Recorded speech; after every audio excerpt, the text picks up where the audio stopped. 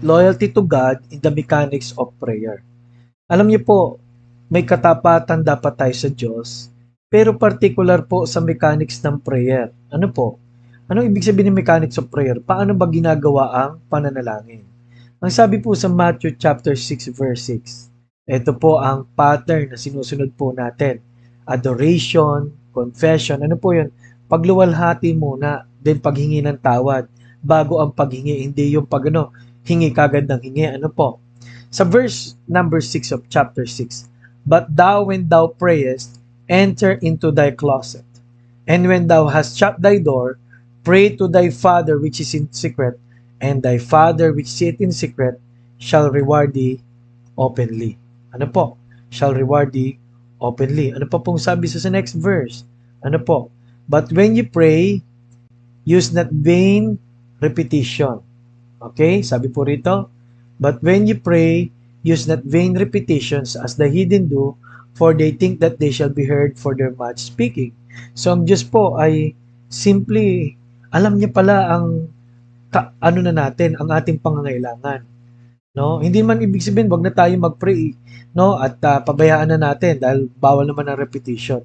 Pero ayaw din naman ng Diyos na parang alam mo na parang hindi naman alam natin na parang hindi naman niya napapakinggan ang ating mga dalangin sapagkat subalit ito ay kanya naman talagang napapakinggan. Ano po? Okay? Talaga naman itong kanyang naintindihan. Ano po? But when you pray, use not vain repetitions. Okay? Ano pa po? So, tingnan na natin ang mga puntos natin. Ito po. Pero basahin ko na muna rin ang verse 8. Ito po.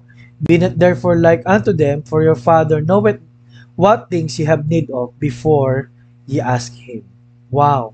After this manner, dito verse 9, after this manner pray ye, our Father which art in heaven, hallowed be thy name. Thy kingdom come, thy will be done in earth as it is in heaven. Give us this day our daily bread, and forgive us our debts as we forgive our debtors. And lead us not into temptation, but deliver us from evil. For thine is the kingdom, and the power, and the glory forever. Amen. Okay, for if you forgive men their trespasses, your heavenly Father will also forgive you. Okay, let's look at our point number 5, the mechanics of prayer, because God is loyal. Okay. Una po, tapat ang Diyos. Kaya dapat tayong magtapat. Bakit to? Alam na niya ang ating mga pangangailangan. Number 2, ayaw niya na paulit-ulit. Simple lang ang Panginoon. Simpleng pananampalataya, simpleng panalangin. Ang hibik pala o yung pag-aasam na may marubdob na damdamin at pag-asa sa Panginoon ay simple na pwedeng makaabot na sa Kanya. Our Father, no, tinutukoy po ang mahalaga pong relasyon natin sa Panginoon. Now, ano naman ang ating magiging katapatan sa Panginoon because He is faithful? Our adoration, ang lahat ng ating pagsamba. His will, alamin lagi ang Kanyang kalooban.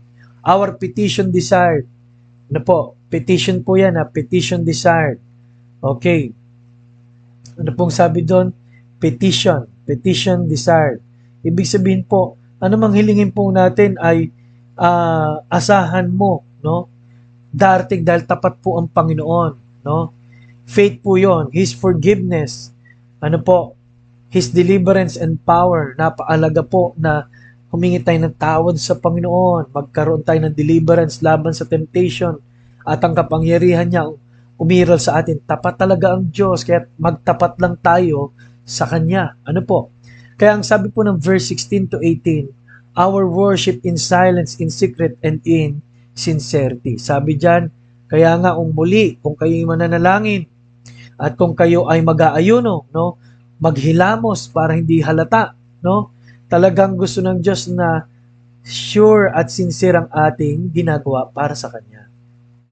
Amen? At gusto ng Diyos na mapuri natin siya sa panalangin. Mapuri natin siya sa pakipag-usap. At mapuri natin siya na dahil hindi lamang sa kinakailangan. Kaya mga minamahal, yan po ang ating lesson sa araw po na ito. At bukas po ito ay part 6, Loyalty to God in where we lay our treasures, our investment. Matthew chapter 6, verse 19.